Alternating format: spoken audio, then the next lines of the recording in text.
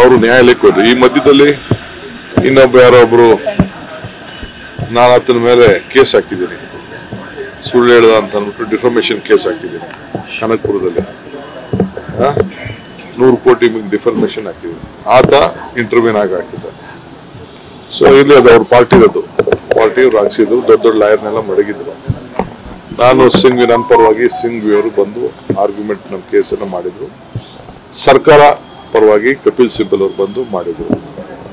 ಮುಖ್ಯಮಂತ್ರಿಗಳು ನನ್ನ ಕೇಸನ್ನ ಅವರು ಕ್ಯಾಬಿನೆಟ್ ಎಲ್ಲ ನನ್ನ ಕ್ಯಾಬಿನೆಟ್ ಕೊಲೀಗ್ಸು ತೀರ್ಮಾನ ಮಾಡಿ ಇದು ಅನ್ಯಾಯ ಆಗಿದೆ ಶಿವಕುಮಾರ್ಗೆ ಅಂತೇಳಿ ಅವರು CBI ಇಂದ ವಾಪಸ್ ಲೋಕಾಯುಕ್ತಕ್ಕೆ ಮಾಡಿದ್ದಾರೆ. ಲೋಕಾಯುಕ್ತ ಅವರು ಏನು ಇನ್ವೆಸ್ಟಿಗೇಷನ್ ಮಾಡ್ತಾ ಇದ್ದಾರೆ. ಸೊ ಇವತ್ತು ಏನ್ ಸರ್ಕಾರ ತೀರ್ಮಾನ ಮಾಡಿದೆ ಅದು ಸರಿ ಇದೆ ಅನ್ನೋದನ್ನ ಹೇಳಿದ್ದಾರೆ. ಅವರು ನನ್ಗೆ ಅನ್ಯಾಯ ಆಗಿದ್ರು ನಾನು ಸುಪ್ರೀಂ ಕೋರ್ಟ್ ಹೋಗ್ತಿದ್ದೆ, ಖಂಡಿತ ನಾನು ಹೋಗ್ತಿದ್ದೆ.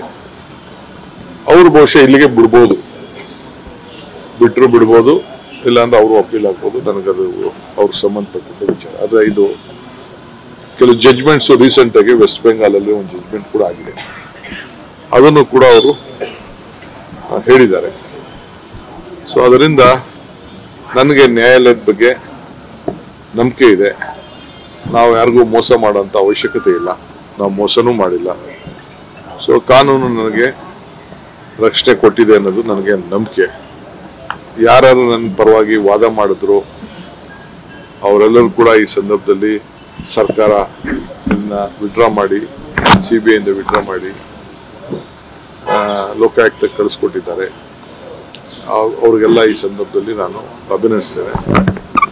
ಸೊ ಒಂದು ದೊಡ್ಡ ಜವಾಬ್ದಾರಿ ಇದೆ.